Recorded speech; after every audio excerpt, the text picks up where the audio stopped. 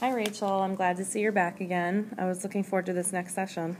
Hey Jess, I was looking forward to talking to you more about my family and what has been going on. Well, to look back on our last session, we talked about your family and how it's been since you have found out about your sister's addiction problem and how that's affected your family structure.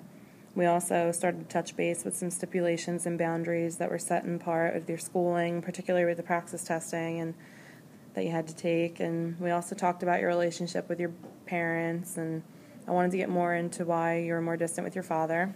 And a big concern you had was having your sister over for the holidays and how even mentioning it brought tension to your family. I was wondering if you made any type of progress with involving her in the celebrations. Well, there really hasn't been any progress with my sister, and the fighting that comes along with talking about her or even bringing her up hasn't stopped. I think it's kind of taken a plunge into the deep side again. Tell me more about that. Well, I talked about having her over for Thanksgiving last time we met, and I got up in the morning on Thanksgiving. I went to the football game, which is something that I wanted to do for myself, which is, it was Thanksgiving. I wanted to have a happy day. And then I went and I had a really great time with my friends. I came home and it was time to have dinner with my parents. My grandmother and my uncle came over, which is kind of the normal holiday group that we have for dinner. And as my dad was pulling the turkey out of the oven, I had asked anybody if they had heard or even if anybody had seen Heather, and my mom said she hadn't, heard from her and that she really didn't care because even if she were to wish her a happy Thanksgiving, it wouldn't have been true and sincere. So my dad turned around and yelled at her, and my mom yelled back, and then he yelled, and then she grabbed her keys and left.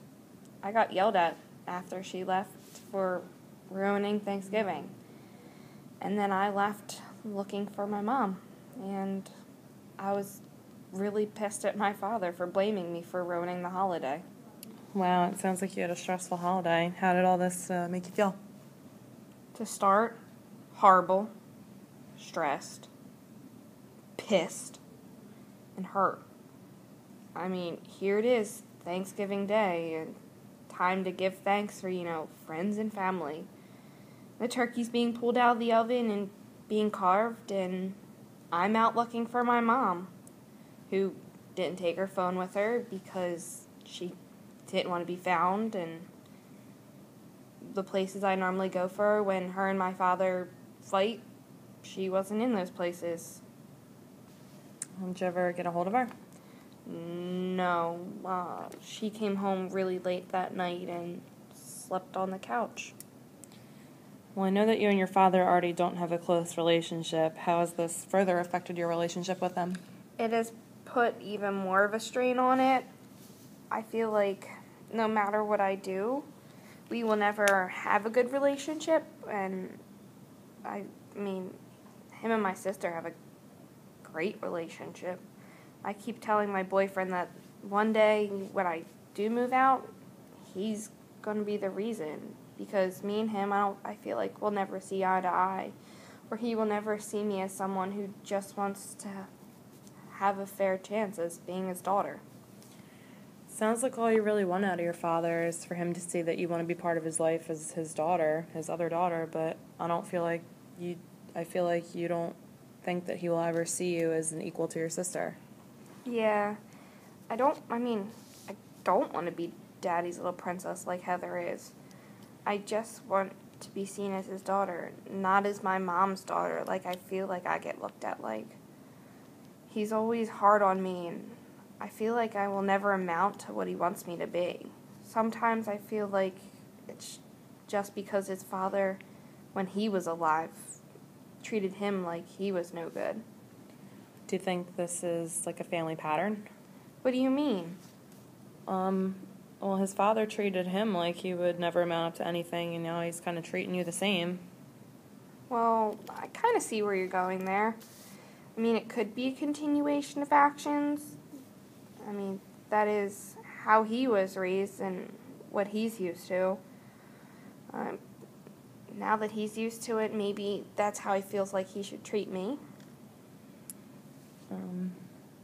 Have you tried to confront him about it? No, I'd never know where to start or how to approach him without being scared of what he'd say or do.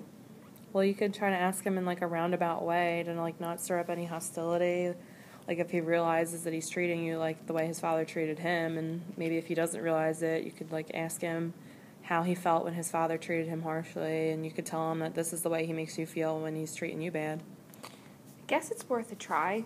Well, I'm wondering if like finding something you both enjoy, like doing and being together, watching, doing something that could help improve your relationship together. Well, a couple of years ago, we bought an old truck, which was supposed to be a father-daughter project, for us to, bond over and work on together. But every time I want to work on it, he's either too tired or he just makes up some type of excuse. Or he sometimes works on it when I'm either at school or busy working on my schoolwork. I just talked to him about it, and he said he'd work on it more with me, but only time can tell. Well, I mean, now that school's almost over, maybe you guys can have more time to work on it together. But now I want to kind of switch to your relationship with your sister. Have you spoke with her since we last met? Well, after everything that happened on Thanksgiving, I never called her because I was so angry that even mentioning her could ruin a dinner. And her birthday was the following Monday, and I had not talked to her for almost 6 months now. So I didn't get her anything because I didn't even know if I'd see her or even hear from her. But conveniently, I got a text at like 11:30 the night previous to her birthday, and it said that she was sorry for missing Thanksgiving and that she had to work and that she had a new cell phone number. So even if I were to even text her and say, Happy Thanksgiving, she wouldn't have even gotten it. It made me mad that she couldn't have done it on Thanksgiving. I mean, it's as simple as shooting a text. Mm-hmm. Maybe if she would have even tried and said Happy Thanksgiving, maybe this fight between my parents wouldn't have even happened. Has that been the only communication you've had with her? Well, on her birthday, she showed up at the house, and it wasn't even to see her sister that she hadn't even seen in months.